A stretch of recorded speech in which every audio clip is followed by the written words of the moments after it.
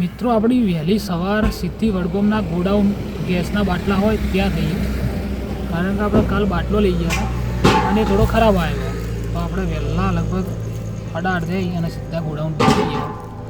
બાટલો આ રહ્યો બદલવાનો મારી આ તો રોનકભાઈ જોઈએ બાટલો બદલીએ.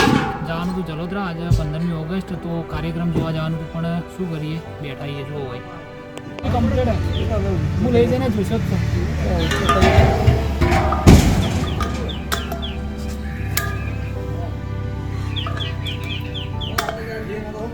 તમે તો તમારા પછી આ